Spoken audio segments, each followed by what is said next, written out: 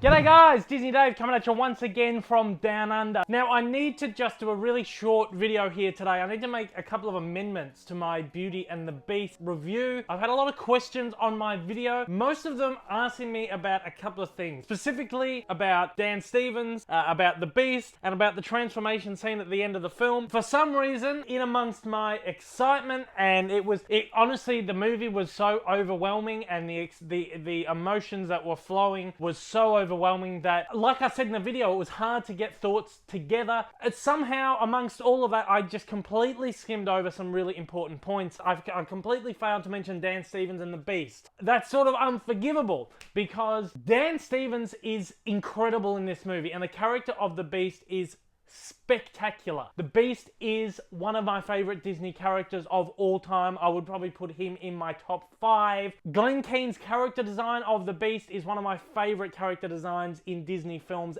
ever. And I absolutely loved the Beast in this movie. If I had any inch of trepidation going into the movie, it was a little sense of worry about how are they going to be able to pull off the Beast. And you look at him in the trailers and you kind of go, oh, he looks a little too clean cut, he looks a little too nice, he doesn't look as beastly and grungy as he does in the animated film. But let me say, all worries completely gone as soon as you first see the Beast on the screen. He is ferocious, he is animalistic, he is the Beast that we know from the animated film, and even more so scarier. But also, he is even more human than he was in the animated film. And that rests on the performance of Dan Stevens, who is really good in this movie. Now, I probably also skimmed over him because I'm not very familiar with Dan Stevens. I've looked over his filmography, and the only thing I've ever seen that he was in was the Adam Sandler movie, The Cobbler. It's a bit of a forgettable movie, and I don't remember him being in it. I don't know, I just completely skimmed over mentioning him, but he is fantastic in this movie. As I said, he brings this real human, emotional side to the character. Even his portrayal of the prince is fantastic. He is really one of the standouts of the film, alongside Emma Watson, who, as I said, is just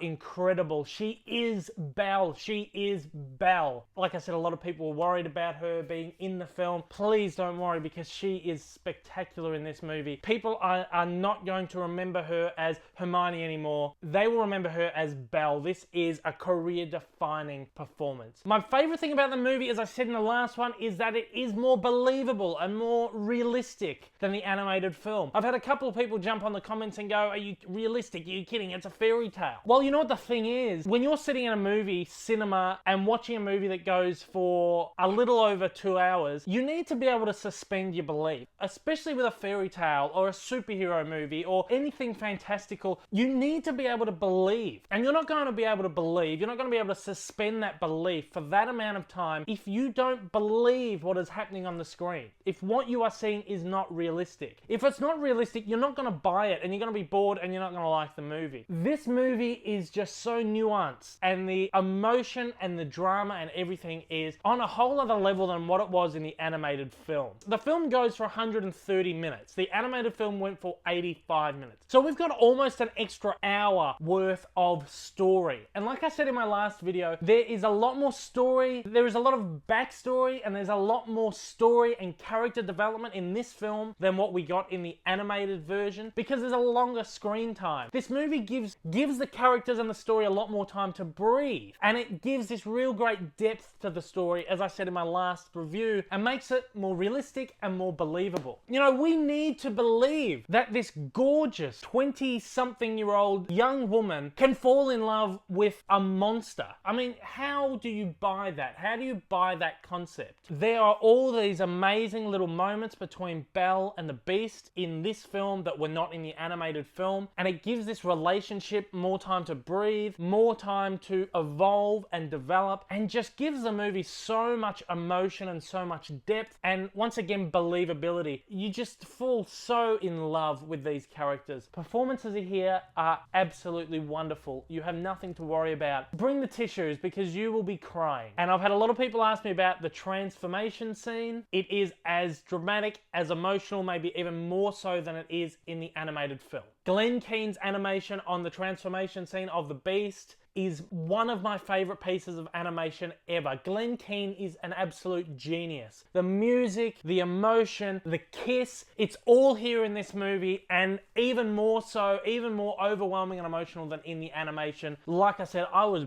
bawling at the end of this movie. I was so caught up in this movie. Look, I never thought I'd come out saying that was better than the animation, but it's very close to being better. Maybe it is better. I need to see it again. Sadly, I can't see it again for 3 weeks. This is one of the best musicals Hollywood has produced for years. This is so reminiscent of the 1960s musicals from Disney like Mary Poppins and Bedknobs and Broomsticks. We've not seen a movie like this from Disney or anyone else for years and years. And this is going to be a classic musical. Mark my words, and it's going to be an absolute classic Disney movie. This movie is spectacular. Once again, go and see it. If you love the animation, you will love this. Please do not be worried, because there's nothing to worry about. Alright, and with that, there's my little amendment to my review. Thank you once again for watching. If you're brand new to the channel and you've liked what you've seen, please, after the jump, hit subscribe. To all my regular viewers, thanks once again for watching. And to absolutely everybody, I hope I'll see you again. Until then though, guys, take care, and I hope you have a magical day.